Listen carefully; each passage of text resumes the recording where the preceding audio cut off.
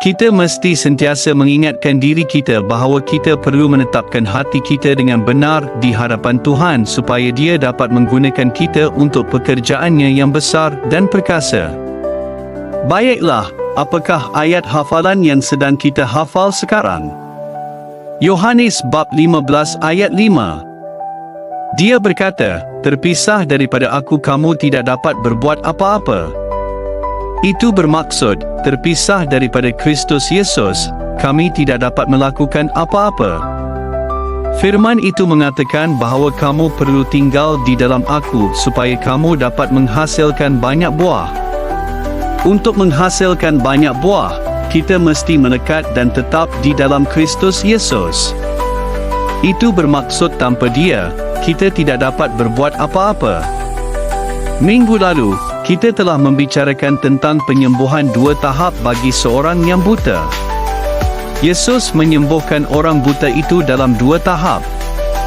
Pada tahap pertama, apabila Tuhan menyentuhnya, Dia bertanya kepadanya, "Apakah yang engkau lihat?" Orang itu berkata, "Aku melihat orang seperti pohon-pohon yang berjalan." Kemudian Tuhan perlu menyentuhnya untuk kali kedua supaya penglihatannya dipulihkan sepenuhnya. Selepas itu, penglihatannya dipulihkan sepenuhnya, dan apabila ditanya lagi, dia berkata bahawa dia dapat melihat dengan jelas. Kita juga telah berbicara tentang kebutaan orang Farisi. Yesus bukan tidak berkuasa untuk melakukan mukjizat hanya dalam satu kali. Dalam banyak mukjizat, Yesus hanya mengucapkan satu perkataan dan semuanya terjadi. Tidak ada perkara seperti Dia memerlukan kali kedua kerana kekurangan kuasa. Ini adalah satu-satunya peristiwa yang dicatatkan di mana Yesus berdoa untuk seorang lelaki kali kedua, dan Dia melakukannya kerana Dia mahu mengajar orang-orang di sekelilingnya. Kita berbicara tentang kebutaan orang Farisi. Orang Farisi begitu buta sehingga mereka tidak dapat melihat Mesias, Anak Tuhan, yang telah turun, dan mereka tidak dapat mengenalinya. Kemudian kita berbicara tentang kegelapan para murid. Para murid begitu gelap secara rohani sehingga walaupun mereka berjalan bersama Yesus Kristus dan telah melihat semua mukjizat, tanda, dan keajaiban yang dilakukannya, mereka masih belum sepenuhnya memahami siapakah Dia. Yesus bertanya kepada mereka, "Ketika aku memberi makan kepada 5,000 orang lelaki, berapa bakul penuh roti yang kamu kumpulkan?" Para murid menjawab, 12. Kemudian Dia bertanya, "Ketika aku memberi makan kepada 4,000 orang, berapa bakul penuh yang kamu kumpulkan?" Mereka menjawab sebagaimana yang mereka ketahui. Mereka tahu kuasa yang besar dan perkasa dari Tuhan Yesus Kristus dan bahawa Dia mampu melakukan semua perkara itu, tetapi mereka masih belum sepenuhnya memahami siapakah Dia. Jadi pertama sekali kita melihat kebutaan. Oleh kerana tajuk hari ini mengandungi perkataan Kristus, tajuknya ialah, "Bagaimanakah aku melihat Kristus?" Itulah mesej hari ini. Jika kamu mahu merujuk kepada kitab suci, kamu boleh merujuk kepada Markus bab 8, ayat 22 hingga 26. Sebagai budaya gereja, sebelum berkhutbah, pemberita firman mesti membaca kitab suci. Itulah budaya kita. Jika kamu tidak membaca kitab suci, dari manakah kamu mengambil mesej itu? Markus bab 8 ayat 22 hingga 26 berbicara tentang seorang lelaki buta yang dibawa kepada Yesus. Yesus memegang tangan orang buta itu dan membawanya keluar dari kampung. Setelah Dia meludah pada mata orang itu dan meletakkan tangannya ke atasnya, Dia bertanya sama ada dia dapat melihat apa-apa. Orang itu memandang ke atas dan berkata, "Aku melihat orang. Mereka kelihatan seperti pohon-pohon yang berjalan." Selepas itu, Yesus sekali lagi meletakkan tangannya pada mata orang itu. Matanya terbuka, penglihatannya dipulihkan, dan dia melihat segala sesuatu dengan jelas. Kemudian Yesus menyuruh dia pulang ke rumahnya. Itulah petikan yang saya khotbahkan pada hari Sabtu yang lalu. Dalam kesinambungannya, Tuhan membuat saya merenungkan perkataan Kristus. Apakah maksud Kristus? Apakah maksud Yesus? Biasanya, selepas berkhotbah pada hari Ahad, saya akan memulakan minggu yang baharu pada hari Isnin dengan berdoa. Tetapi Tuhan membangunkan saya pada satu waktu yang sangat ganjil dan menyebut perkataan Kristus kepada saya. Saya tidak dapat menolaknya.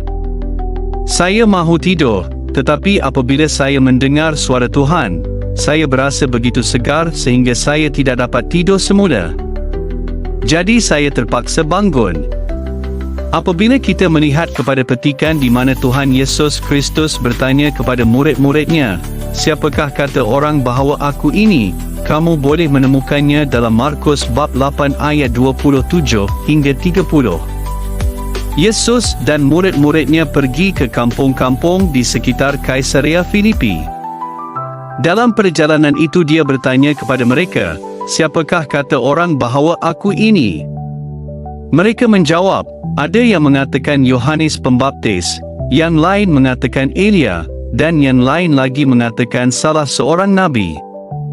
Injil Matius menambah satu lagi nama, yaitu Yeremia, yang boleh kamu temui dalam Matius bab 16. Terdapat kekeliruan di kalangan orang ramai. Matius bab 14 ayat 2 mengatakan bahawa selepas Yohanes Pembaptis dihukum mati, ada yang percaya bahawa dia telah bangkit dari antara orang mati dan bahawa kuasa mukjizat sedang bekerja di dalam dirinya. Untuk manfaat kamu, saya akan membaca kitab suci. Jika kamu sedang mencatat, kamu boleh berbuat demikian. Matius bab 14 ayat 2 berkata, ia berkata kepada pegawai-pegawainya, "Inilah Yohanes Pembaptis, dia telah bangkit dari antara orang mati. Sebab itulah kuasa-kuasa mukjizat bekerja di dalamnya." Mereka berfikir bahawa Yohanes Pembaptis telah hidup kembali dan bahawa pengurapan yang ada pada anak Maria, anak Yusuf ini adalah daripadanya. Mereka tidak melihat dia sebagai Mesias. Mereka tidak melihat dia sebagai Kristus. Mereka telah dibutakan. Itulah sebabnya ada yang mengatakan dia ialah Yohanes Pembaptis. Yang lain mengatakan dia ialah Elia. Mengapa Elia? Kerana Elia dijangka akan kembali, seperti yang tertulis dalam Maliahi bab 4 ayat 5 yang berkata, "Lihatlah, aku akan mengutus Nabi Elia kepadamu sebelum datangnya hari Tuhan yang besar dan dahsyat itu." Sesetengah orang berfikir bahawa dia ialah Elia yang telah diangkat dan kini telah kembali. Yang lain mengatakan dia ialah Yeremia. Hanya Injil Matius yang menyebut Yeremia. Kamu boleh merujuk kepada Yeremia bab 2 ayat 17 dan bab 27 ayat 9. Pemahaman yang keempat ialah bahawa Yesus diakui sebagai seorang nabi seperti Musa. Dalam Ulangan bab 18 ayat 15 dikatakan bahawa seorang nabi seperti Musa akan datang. Apabila Petrus menjelaskan tentang hari Pentakosta kepada orang ramai, dia mengutip perkataan yang sama dari Ulangan bab 18 ayat 15 dalam Kisah Para Rasul bab 3 ayat 22. Jadi orang melihat Yesus Kristus sebagai Yohanes Pembaptis, sebagai Elia, sebagai Yeremia, atau sebagai seorang nabi. Kemudian Yesus bertanya, "Tetapi kamu, siapakah kata kamu bahawa aku ini?" Inilah perkara utama, apakah yang kamu lihat? Dia bertanya kepada murid-muridnya, "Semua orang ini berkata perkara-perkara ini tentang aku, tetapi bagaimana dengan kamu?" Dia mengambil berat tentang 12 orang yang telah dipilihnya, mereka yang akan membawa mesej kerajaan selepas dia mati dan kembali kepada Bapanya. Dia mahu memastikan bahawa mereka tahu bersama siapa mereka berjalan. Jika seseorang bertanya kepada kamu, "Yesus yang kamu sembah itu, siapakah dia bagi kamu?" Apakah jawapan kamu?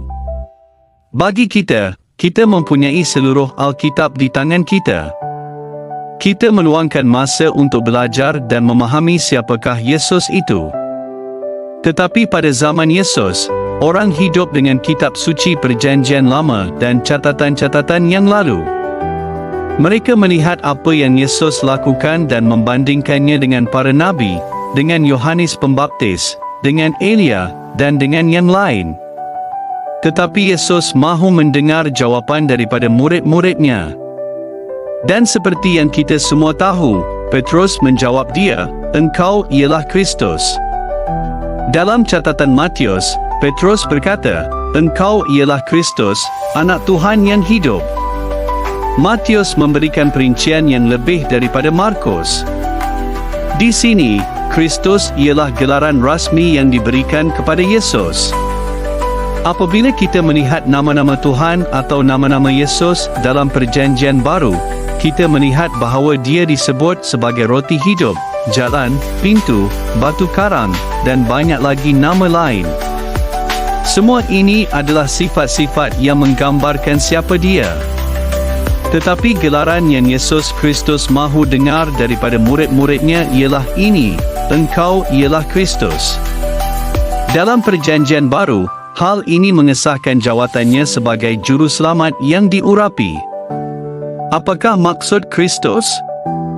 Ia bermaksud yang diurapi, juru selamat. Nama Yesus bermaksud juru selamat. Sebab itulah apabila kita membaca dalam Perjanjian Baru dua perkataan Yesus Kristus, ia bermaksud juru selamat yang diurapi, dan dia memikul gelaran itu. Dia layak secara rohani untuk tugas menyelamatkan umatnya. Dia memikul gelaran yang menyatakan, "Akulah satu-satunya yang dapat menyelamatkan seluruh dunia." Amin. Dalam Yohanes bab 3 ayat 16 tertulis, "Kerana begitu besar kasih Tuhan akan dunia ini sehingga ia telah mengkurniakan anaknya yang tunggal, supaya setiap orang yang percaya kepadanya tidak binasa melainkan beroleh hidup yang kekal." Sejak hari Yesus Kristus datang, dia mahu murid-muridnya mengenali dengan tepat siapa dia. Dia tidak mahu jawapan seperti yang diberikan oleh orang lain, yang mengatakan dia Yohanes Pembaptis, Elia, Yeremia, atau salah seorang nabi. Dia tidak berminat dengan semua jawapan itu. Dia mahu tahu, "Menurut kamu, siapakah aku?" Inilah soalan yang Tuhan ajukan kepada kita hari ini. Bagaimanakah kita melihat Kristus? Bagaimanakah kita melihat Dia? Adakah kita melihat Dia sebagai juru selamat? Adakah kita melihat Dia sebagai penyedia? Adakah kita melihat Dia sebagai Dia yang datang dan mati, dan melalui darahnya kita disucikan? Jika kita hanya melihat Dia pada tahap permukaan seperti itu, maka kita masih berada di permukaan. Yesus tidak mahu murid-muridnya melihat Dia secara luaran sahaja. Dia mahu mereka mengetahui kebenaran yang mendalam tentang siapa Dia, bahawa Dia ialah Kristus, yang diurapi, yang layak secara rohani untuk keselamatan dunia. Perkataan Kristus berasal daripada perkataan Yunani Kristus, yang menterjemahkan perkataan Ibrani Mesia. Kadang-kadang kita melihat perkataan Mesias, kadang-kadang kita melihat Kristus. Dalam Yohanes bab 1 ayat 41 tertulis, "Mula-mula Andreas pergi mencari Simon, saudaranya, dan berkata kepadanya, 'Kami telah menemukan Mesias,' yang bererti Kristus." Andreas ialah murid Yohanes Pembaptis, dan apabila dia bertemu dengan Tuhan Yesus Kristus, dia segera pergi kepada saudaranya Petrus dan berkata, "Kami telah menemukan Mesias, Kristus." Saya tidak tahu apa yang Andreas lihat dalam Kristus pada pertemuan pertama itu, tetapi sejak pertemuan pertama itu, Andreas tahu bahawa dialah Mesias, dialah Kristus. Dia berlari kepada saudaranya Petrus dan berkata, "Kami telah menemukan Mesias yang dikatakan oleh kitab suci akan datang, dan kami telah menemukan Dia." Yohanes Pembaptis sendiri telah menyatakan, "Aku bukan Dia, tetapi aku adalah perintis untuk menyediakan jalan bagi Dia yang akan datang." Lihatlah anak domba. Apabila Yesus datang untuk dibaptiskan oleh Yohanes, Yohanes berkata, "Sepatutnya aku dibaptiskan olehmu, tetapi engkau datang kepadaku." Kita semua mengetahui perbualan itu. Namun Yohanes Pembaptis yang sama itu, ketika dia ditangkap dan berada di dalam penjara, memanggil murid-muridnya dan bertanya, "Engkaukah dia yang akan datang itu, atau haruskah kami menantikan yang lain?" Yesus menyuruh murid-muridnya melaporkan apa yang mereka lihat dan dengar, mukjizat dan tanda-tanda yang berlaku. Yohanes, yang telah memberitakan tentang Kristus Yesus, Mesias yang akan datang, yang berkata bahawa dia tidak layak membuka tali kasutnya, yang berkata, "Aku harus berkurang dan dia harus bertambah," telah menyatakan semua itu. Saya tidak tahu sama ada kerana mereka adalah sepupu Yohanes Pembaptis dan Tuhan Yesus Kristus mempunyai pertalian kerana Maria dan Elisabet adalah saudara. Ingatlah apabila Maria memberi salam kepada Elisabet dan bayi dalam kandungannya melonjak, mungkin Yohanes tertanya-tanya sama ada ini benar-benar Mesias atau hanya anak saudara dalam keluarganya. Saya tidak tahu apa yang terlintas dalam fikirannya. Jadi apakah yang sedang terlintas dalam fikiran kita sekarang? Siapakah Kristus? Perkataan Yunani ialah Kristus dan perkataan Ibrani ialah Mesia. Kedua-dua istilah ini berasal daripada kata kerja yang bermaksud mengurapi dengan minyak kudus. Sebagai gelaran, ia bermaksud yang diurapi. Jadi makna nama-nama ini ialah yang diurapi. Pengurapan itu sangat penting, dan pengurapan itu akan membawa kita terus maju. Dalam perjanjian baru kita harus bertanya kepada diri sendiri, adakah kita diurapi? Ya atau tidak? Ya, kita diurapi dengan pengurapan yang sama oleh Roh Kudus. Kerana itulah yang tertulis dalam 1 Yohanes bab 2 ayat 27, "Dan tentang kamu, pengurapan yang telah kamu terima daripadanya tetap tinggal di dalam kamu, dan kamu tidak memerlukan sesiapa pun untuk mengajar kamu. Tetapi sebagaimana pengurapannya mengajar kamu tentang segala sesuatu dan pengurapan itu benar dan bukan palsu, dan sebagaimana ia telah mengajar kamu, hendaklah kamu tetap tinggal di dalam dia." Jika ada orang cuba menyesatkan kita, kita harus berhati-hati. Kita semua telah diurapi oleh Roh Kudus, dan pengurapan itu akan membawa kita terus sehingga kita benar-benar dapat melihat. Apabila istilah ini diterapkan kepada Yesus, ia menyatakan keyakinan bahawa dia mempunyai pelantikan ilahi untuk jawatan dan fungsi itu. Dia mempunyai pelantikan ilahi untuk jawatan dan fungsinya. Tuhan Bapa telah mengurapinya, dan dia memikul pengurapan itu serta jawatan itu. Dia mahu murid-muridnya mengakui bahawa pengurapan itu bukan datang daripada sesiapa pun, tetapi datang daripada Bapa. Sebab itulah dalam Matius bab 16, dia berkata bahawa hal itu bukan dinyatakan oleh manusia tetapi oleh Bapanya di syurga. Apabila Petrus berkata, "Engkau ialah Kristus, Anak Tuhan yang hidup," Yesus menjawab bahawa hal itu bukan dinyatakan oleh manusia, tetapi oleh Bapa. Ia bukan berlaku kerana Petrus bijak. Ia bukan berlaku kerana Andreas memberitahunya, "Kami telah menemukan Mesias." Ia berlaku kerana Bapa telah menyatakannya kepadanya. Sebab itu Yesus berkata, "Di atas batu karang ini aku akan mendirikan jemaatku." Tuhan mahu membina jemaatnya di atas batu karang. Jika kamu memahami latar belakang Ibrani, kamu akan melihat perbezaan antara nama Petrus dan perkataan batu karang. Jadi kita telah melihat kebutaan, kemudian kita melihat Kristus, dan ketiga, kunci kerajaan syurga. Murid-murid telah memahami siapa Kristus itu. Dalam Matius bab 16, yang juga dicatat dalam Injil-Injil Sinoptik, Yesus menjawab, "Berbahagialah engkau, Simon anak Yunus, kerana hal ini tidak dinyatakan kepadamu oleh manusia, tetapi oleh Bapa-Ku yang di syurga. Dan aku berkata kepadamu, engkau adalah Petrus, dan di atas batu karang ini aku akan mendirikan jemaatku, dan alam maut tidak akan menguasainya. Aku akan memberikan kepadamu kunci kerajaan syurga. Apa yang engkau ikat di dunia akan terikat di syurga, dan apa yang engkau lepaskan di dunia akan terlepas di syurga. Kerana kamu telah memahami siapa aku, sekarang aku berhak memberikan kepadamu kunci kerajaan itu. Tuhan mesti mempercayai kita sebelum memberikan kunci kerajaan kepada kita. Kamu tidak akan memberikan kunci rumah kamu kepada sembarang orang tanpa kepercayaan. Jika saya meminta untuk tinggal di rumah kamu dan meminta satu set kunci, kamu tentu akan berfikir sama ada saya waras atau tidak. Kamu akan memikirkan tentang keluarga dan rumah tangga kamu. Namun di sini Tuhan Yesus Kristus berkata, aku akan memberikan kepadamu kunci kerajaan. Itu bermaksud setiap seorang daripada kita mempunyai hak untuk memegang kunci kerajaan Tuhan. Frasa ini hampir pasti berdasarkan Yesaya bab 22 ayat 22, yang berbicara tentang nubuat mengenai Yerusalem. Tertulis, aku akan meletakkan kunci keluarga Daud di atas bahunya. Apabila ia membuka, tidak ada yang dapat menutup.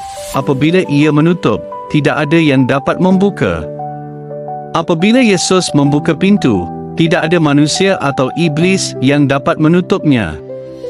Apabila dia menutupnya, tidak ada manusia atau iblis yang dapat membukanya. Amin. Ini secara langsung merujuk kepada Yesus.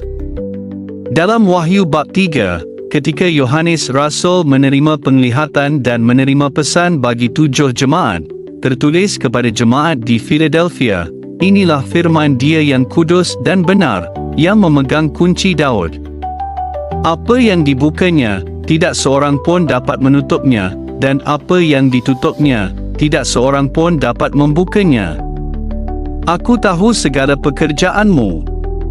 Lihatlah, aku telah membuka pintu bagimu yang tidak dapat ditutup oleh sesiapa pun. Aku tahu bahawa engkau mempunyai sedikit kekuatan. Berapakah kekuatan yang kita miliki? Dia berkata, engkau mempunyai sedikit kekuatan. Kadang-kadang apabila saya datang ke gereja dan melihat bilangan orang, saya menyedari betapa kecilnya bilangan kita. Sesetengah orang mungkin berkata bahawa kekuatan kita semakin berkurang, tetapi Tuhan berkata, engkau mempunyai sedikit kekuatan. Bukan kerana dia tidak tahu. Dia berkata, aku tahu bahawa engkau mempunyai sedikit kekuatan, namun engkau telah menuruti firman-Ku dan tidak menafikan nama-Ku. Engkau tidak menafikan nama-Ku, engkau memegang teguh pada nama-Ku. Oleh itu, walaupun dengan sedikit kekuatan, lihatlah apa yang akan aku lakukan.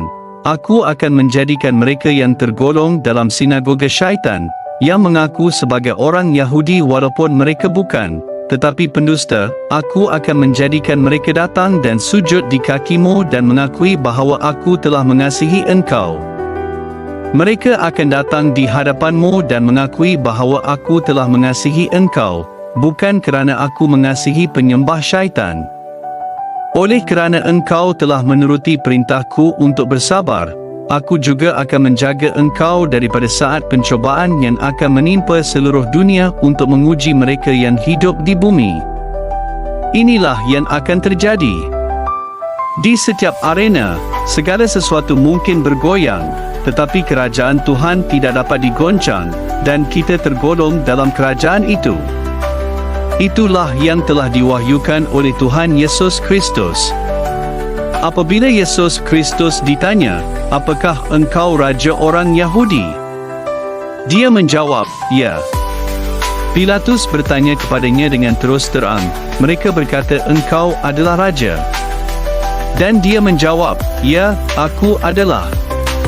Tetapi sebelum itu, dia tidak membuka mulut sama sekali.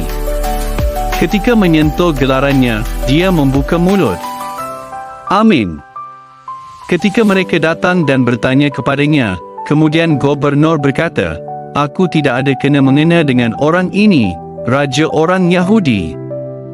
Aku tidak ada kena-mengena dengannya." Lalu dia membasuh tangannya, kerana isterinya bermimpi sesuatu yang mengganggu. Isterinya berkata kepadanya, "Jangan ada apa-apa kaitan dengan orang yang benar itu," maksudnya yang diurapi. Dia menasihatinya untuk tidak menyentuh yang diurapi.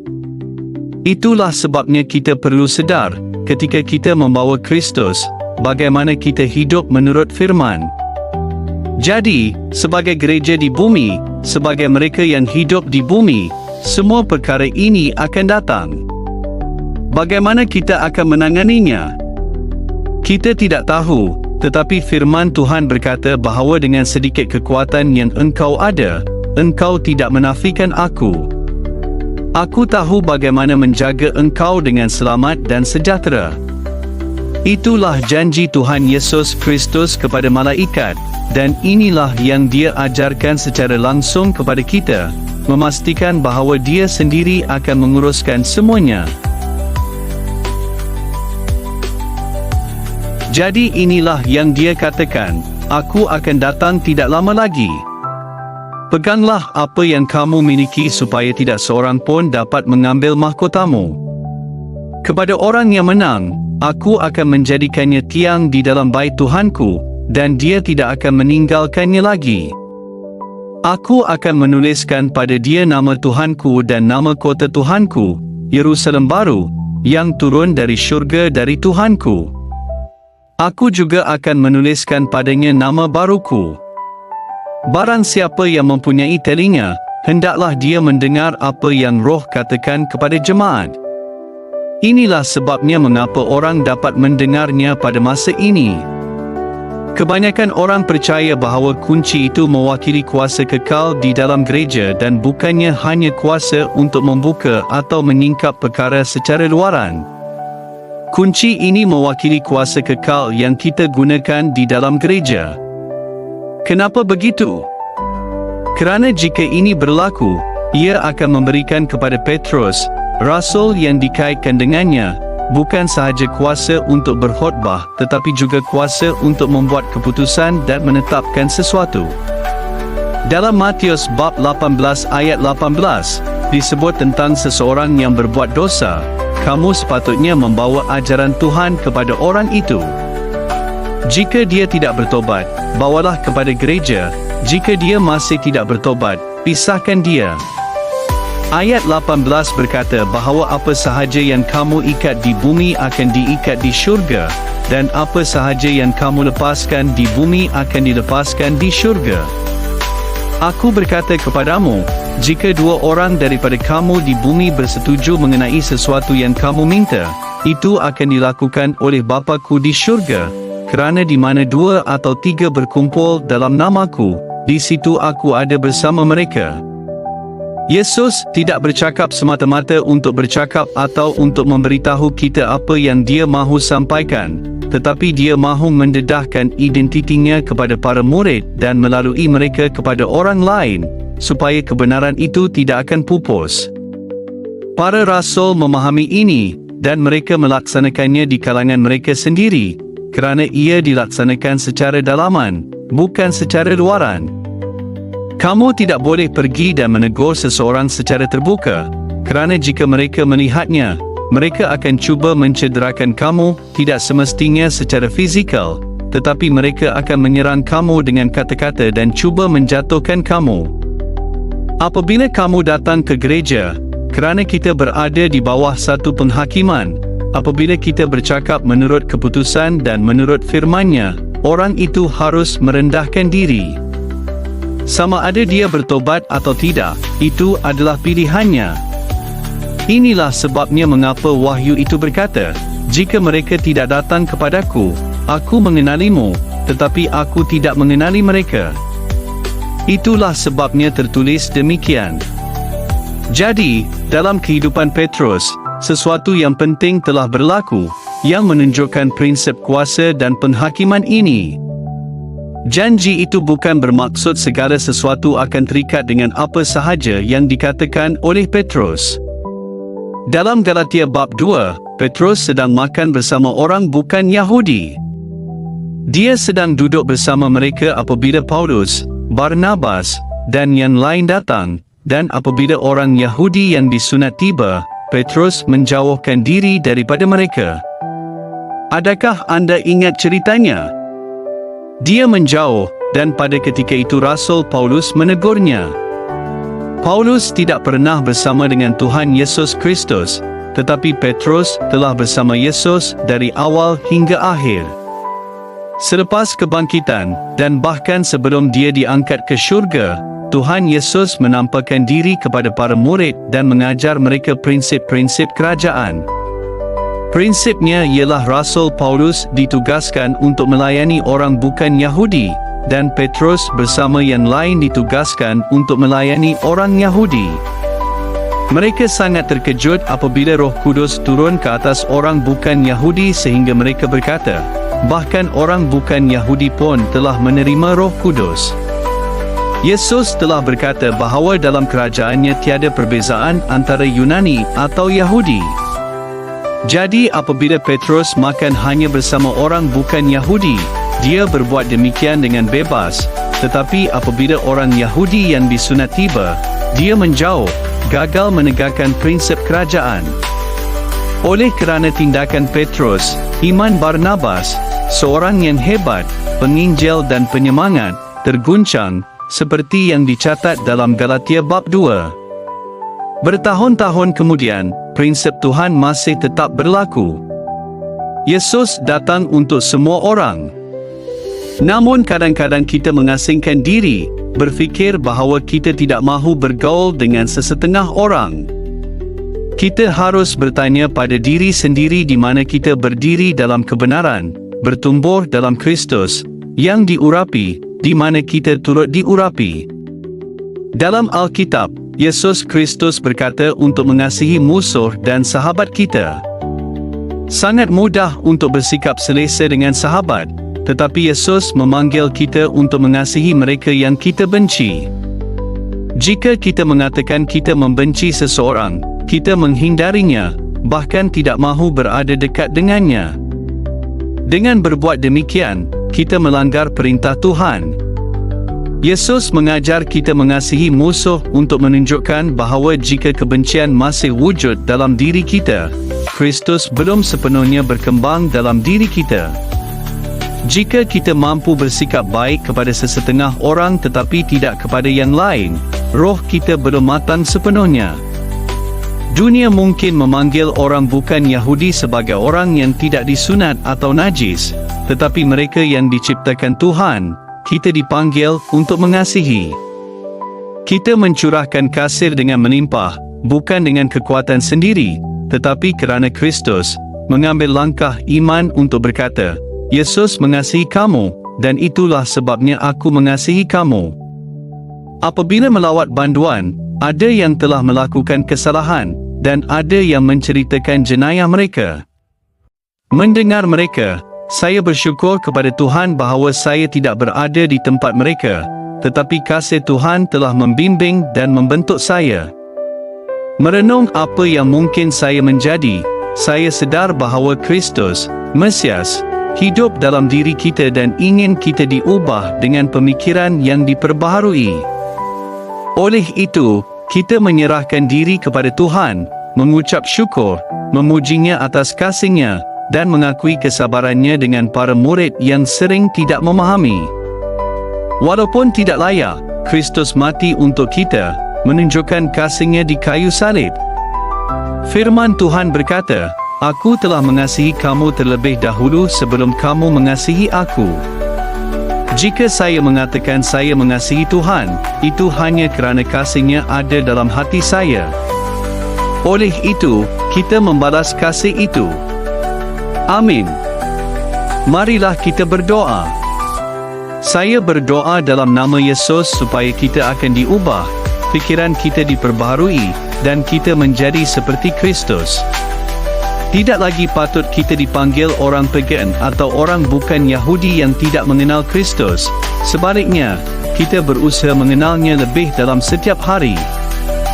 Biarlah api menyala dalam diri kita, membakar segala kejahatan dan kejahatan. Saya berdoa dalam nama Yesus supaya api ini memurnikan kita. Setiap korban harus dimurnikan dalam api, dan setiap batu berharga, emas dan perak diuji untuk mengetahui kesahihannya. Kami berdoa agar kasih kami kepada Kristus tulen. Dengan sedikit kekuatan yang ada pada kami tidak akan menafikan Dia.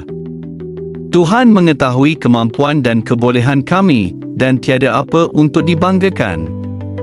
Tolong kami merendahkan diri dan belajar daripada Yesus Kristus, yang datang untuk melayani, bukan untuk dilayani. Terima kasih Tuhan Yesus. Amin.